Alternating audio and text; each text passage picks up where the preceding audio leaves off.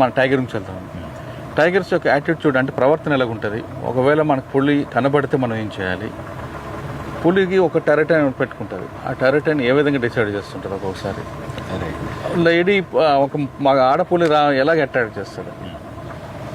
Tiger వచ్చేసి మీరు చూస్తే చాలా రాయల్ యానిమల్, మిగతా యానిమల్స్ లాగా కాకుండా దానికి చాలా ఏరియా అవసరం ఉంటుంది. జనరల్గా థియరిటికల్గా చెప్పాలంటే 80-100 స్క్వేర్ కిలోమీటర్స్ అంటారు. బట్ దానికి వచ్చే ప్రే బేస్ కానీ అంటే జింకల పాపులేషన్ ఎలా ఉంది, తినే ఆహారం పాపులేషన్ డెన్సిటీ బట్టి, ఇక్కడ ఉన్న వాటర్ రిసోర్సెస్ బట్టి తక్కువ ఏరియాలో కూడా అడ్జస్ట్ అవుతుంది. సో అలాగే తడోబా ఒకప్పుడు చూస్తే హిస్టారికల్గా బ్రిటిష్ టైంలో హంటింగ్ బ్లాక్ ఈ ఏరియాస్ వచ్చేసి, అంటే ఇక్కడ పర్మిట్స్ ఇష్యూ చేసేవాళ్ళు అప్పటి బ్రిటిష్ టైంలో. సో అలా ఈ ఏరియాలో మాత్రమే టైగర్స్ ఉన్నాయి, ఎందుకంటే పర్మిట్ సంవత్సరానికి 3 టైగర్లు చంపడానికి అలా ఇచ్చేవాళ్ళు, 3-2.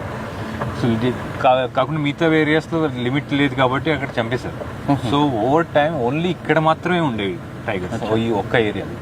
అండ్ స్వతంత్రం వచ్చిన తర్వాత 1955లో ఈ చిన్న ఏరియా ఒక 11,000 స్క్వేర్ హెక్టర్స్ని తడోబా నేషనల్ పార్క్గా డిక్లేర్ చేశారు.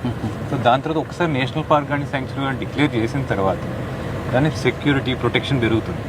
సో అలా ఇక్కడున్న టైగర్స్ స్ప్రెడ్ అయ్యాయి. మళ్ళీ 86లో పక్కనున్న ఒక 50,000 హెక్టర్స్ని యాడ్ చేశారు, అది అందారి శాంక్చురీ.